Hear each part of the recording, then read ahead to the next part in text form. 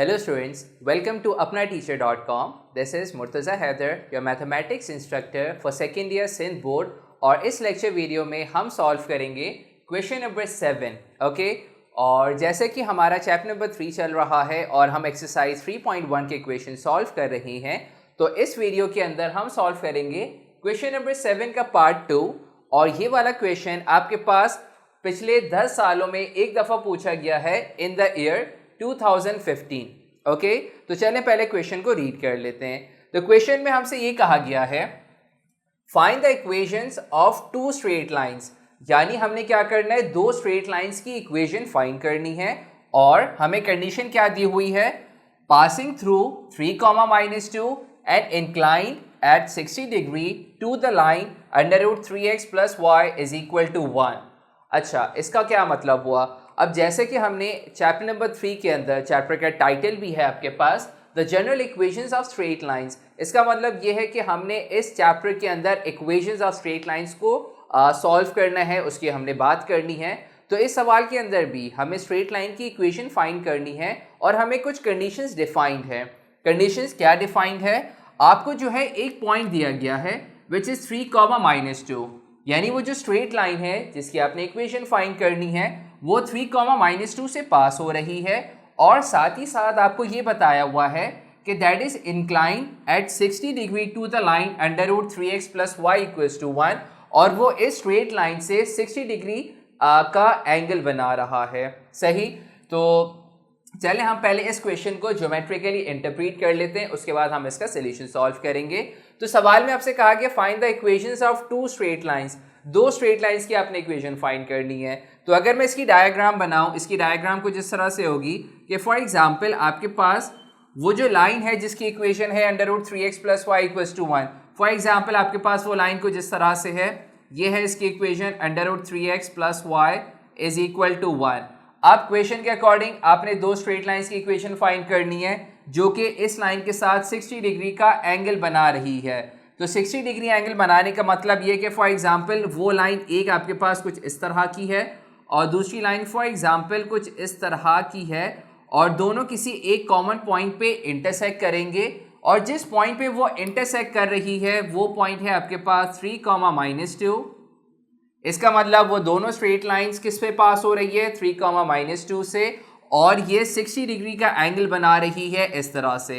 एक लाइन इस तरह से एंटी क्लॉकवाइज 60 डिग्री का एंगल बनाएगी और एक इस तरह से आपके पास 60 डिग्री का एंगल बना रही है. ओके, तो मैं यहाँ पे कुछ नाम दे देता हूँ. लेट्स से आपके पास जो गिवन लाइन है इसको अगर मैं नाम दे सकता हूँ, क्या मैं इसको नाम दे सकता हूँ L1 का, और जो रिक्वायर्ड लाइन है जिसकी आपने इक्वेशन बनानी है, लेट्स से एक को मैं L2 का नाम दे रहा हूँ और एक को मैं L3 का नाम दे रहा हूँ. ओके, तो इस क्वेश्चन को अगर हम ज्योमेट्रिकली इंटरप्रेट करें तो आपके पास कुछ इस तरह की डायग्राम बनेगी कि एक लाइन है आपके पास √3x + y = 1. ये लाइन के साथ ये दो स्ट्रेट लाइन 60 डिग्री का एंगल बना रही हैं और साथ ही साथ ये दोनों किस पॉइंट से पास हो रहे हैं, 3, तो इस लाइन को मैंने L1 का नाम दे दिया, इसको L2 और इसको L3. सही, तो चलिए अपना सोल्यूशन सॉल्व करते हैं. तो सोल्यूशन में सबसे पहले तो हमने सपोजिशन करनी होगी. आप सपोजिशन कर लें. आप सपोजिशन क्या करें कि let the given line be L1, और इसके स्लोप को भी मैं नाम दे रहा हूं हु स्लोप इज, जिसका स्लोप क्या है आपके पास M1 है. सही, और जो रिक्वायर्ड लाइंस है आपके पास, and the required lines be, आप इसको क्या नाम दे सकते हैं, L2 एंड L3. तो आप इसको नाम दे दें L2 एंड L3. और whose slope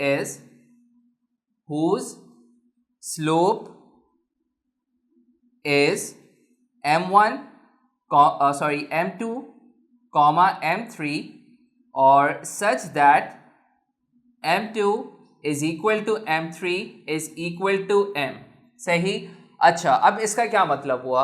अब देखिए मैंने क्या करा, मैंने करा ये कि जो आपके पास लाइन L1 है इसके स्लोप को मैंने नाम दे दिया M1, और जो आपके पास रिक्वायर्ड लाइंस हैं L2 और L3 उसके स्लोप को मैंने क्या नाम दिया, M2 और M3. Okay, this is M2 और M3 का नाम दे दिया, such that M2 is equal to M3 यानी m2 और m3 दोनों इक्वल है और इसको मैं m से रिप्रेजेंट कर रहा हूं।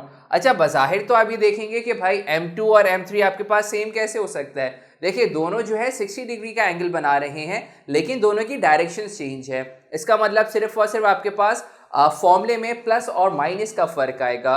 तो मैं क्या कर सकता हूं, m2 और m3 को मैं m सपोज कर सकता हूं। सही। अच्छा, अब हमने करना क्या है, हमने करना ये कि हमने L2 और L3 लाइन की इक्वेशन बनानी है। इक्वेशन बनाने के लिए हमारे पास एक पॉइंट गिवन है, तो अगर मुझे इन दोनों का स्लोप पता चल जाए तो मैं क्या कर सकता हूं, with the help of point slope formula मैं इसका फॉर्मूला ड्राइव कर सकता हूं, फॉर्मूला फाइंड कर सकता हूं। तो मैं क्या कर रहा हूं, सबसे पहले मुझे क्या फाइंड करना है, m की वैल्यू फाइंड करनी है। सही है। किस तरीके से, इसके लिए मैं कौन सा फॉर्मूला यूज कर रहा हूं, इसके लिए मैं फॉर्मूला यूज कर रहा हूं कि therefore tangent theta, basic formula क्या होता है आपके पास, m2 minus m1 upon 1 plus m1 m2। ये फॉर्मूला हम पढ़ चुके हैं प्रीवियसली। मैं यहाँ पे प्लस माइनस लगा रहा हूँ। ये प्लस माइनस का काम आपने स्पेसिफिकली सिर्फ इसी क्वेश्चन में करना है, क्योंकि यहाँ पे एक एंगल जो है वो 60 डिग्री अपवर्ड्स बन रहा है और एक एंगल 60 डिग्री डाउनवर्ड्स बन रहा है, इसलिए मैं यहाँ पे प्लस माइनस का साइन लगा रहा हूँ। सही। उसके बाद आप यहाँ पे वैल्यूज को पुट कर लें। तो वैल्यूज हम कैसे पुट कर सकते हैं, वैल्यूज के लिए हम करेंगे ये कि आपके पास थीटा गिवन है कितना, 60 डिग्री, तो आप वैल्यू पुट कर लें 60 डिग्री। ये हो जाएगा आपके पास tangent 60 degree is equal to plus minus, ये आपके पास मेन लाइन है। अच्छा, m2 is equal to m3 which is equal to m। तो मैं क्या कर सकता हूं, इस m2 की जगह मैं m वैल्यू पुट कर सकता हूं। सही। और m हमने फाइंड करना होगा माइनस m1। अच्छा, m1 के लिए हम क्या कर सकते हैं, m1 जो है हमने पहले फाइंड करना होगा, तो मैं यहाँ कॉर्नर में m1 फाइंड कर लेता हूँ। देयरफॉर m1 किसके इक्वल होगा, minus coefficient of x upon coefficient of y, क्योंकि ये वैल्यू हमें पता होनी चाहिए। और ये वाला फॉर्मूला मैंने क्यों यूज करा, क्योंकि m1 की इक्वेशन गिवन है। जब कभी भी आपके पास किसी भी लाइन की इक्वेशन गिवन हो तो उसका स्लोप फाइंड करने के लिए हम ये वाला फॉर्मूला यूज करते हैं। आपके पास क्या है, x का कोफिशिएंट √3, y का कोफिशिएंट आपके पास 1 है, तो ये हो जाएगा आपके पास minus √3 upon 1 which is equal to minus √3। तो माइनस √3 जो है वो आपके पास क्या आ गया, m1 आ गया। आप m1 की जगह उसकी वैल्यू पुट कर लें, तो होगा क्या, ये वाले माइनस से और फॉर्मूले के माइनस से ये प्लस हो जाएगा। सही। और अपॉन में क्या हो जाएगा, 1 प्लस m1 m2, m1 की जगह वैल्यू पुट करें माइनस √3 और m2 की जगह हम वैल्यू पुट कर सकते हैं m। सही। मैंने सिंपल करा क्या, मैंने थीटा की जगह 60 डिग्री वैल्यू पुट करी, m2 की जगह m लिखा। सही। m1 की जगह माइनस √3 और नीचे भी मैंने यही काम करा है। अब आप इसको थोड़ा सा सॉल्व कर लें, तो होता है कि आपके पास टेंजेंट 60 की वैल्यू क्या होती है, टेंजेंट 60 की वैल्यू होती है √3। तो आप क्या करें, इसकी जगह √3 पुट कर लें। ये हो जाएगा √3 is equal to plus minus as it is m plus √3 upon, नीचे में क्या हो जाएगा आपके पास 1 माइनस √3m हो जाएगा। ऐसे ही √3m से मल्टीप्लाई हो जाएगा।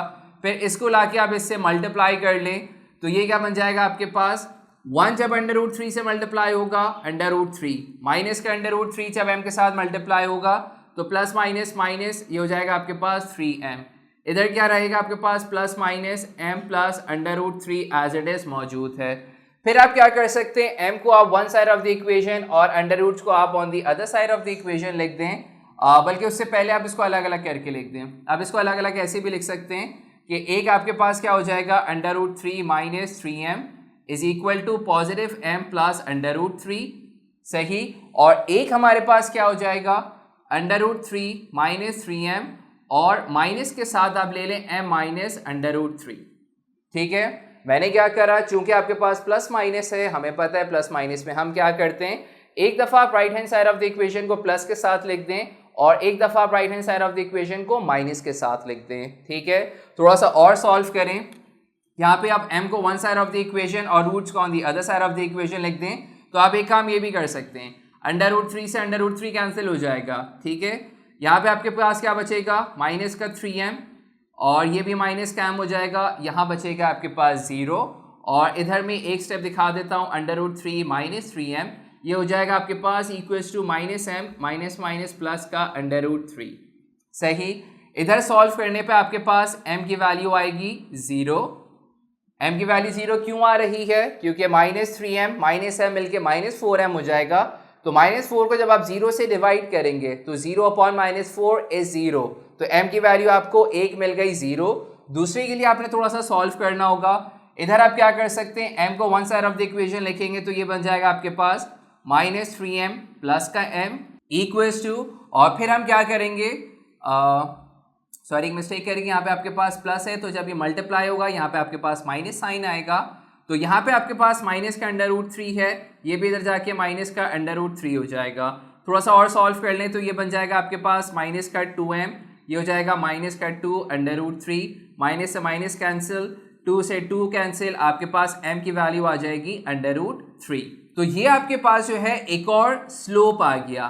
तो अब हमने, चूंकि हमारे पास दो स्ट्रेट लाइंस की हमने इक्वेशन फाइंड करनी थी, उसके कॉरस्पॉन्डिंग आपको m की दो वैल्यूज मिल गई। अब हम क्या करेंगे, हमें स्लोप पता है, हमें पॉइंट पता है, तो हम पॉइंट स्लोप फॉर्मूला इस्तेमाल कर लेंगे, which is therefore y minus y1 is equal to mx minus x1।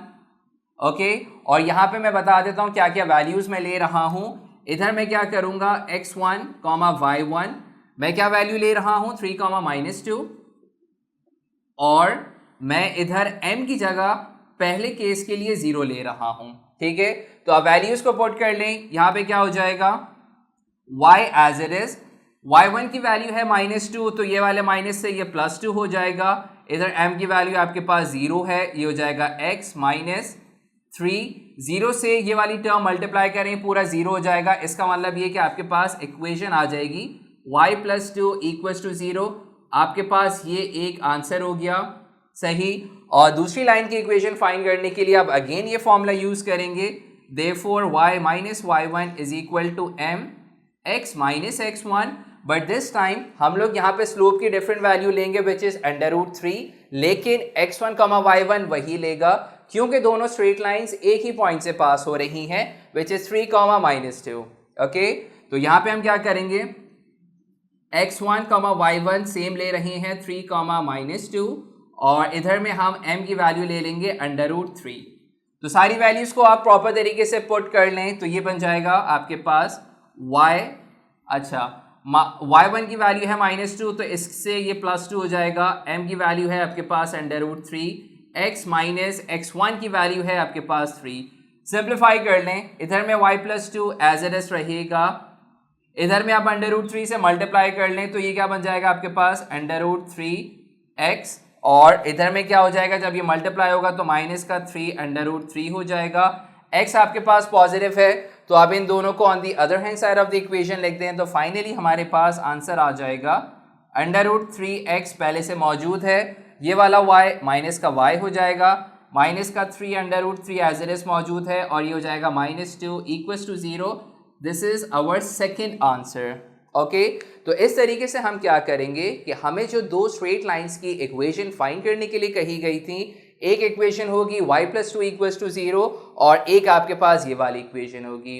Okay, so this is it for this lecture. इस लेक्चर वीडियो में हमने एक्सरसाइज 3.1 का क्वेश्चन नंबर 7 पार्ट 2 सॉल्व किया, जो कि पिछले 10 सालों में एक ही दफ़ा पूछा गया था, और इस सवाल में आपने दो स्ट्रेट लाइंस की इक्वेशन फाइंड करनी थी, जिसको हमें ज्योमेट्रिकली इस तरह से हम बना सकते हैं। आपके पास गिवन कंडीशंस थी, उसकी मदद से आपने इस तरीके से सॉल्व करा। So hopefully you have understood this lecture and will meet you very soon in our next lecture video. Till then, अल्लाह हाफिज़।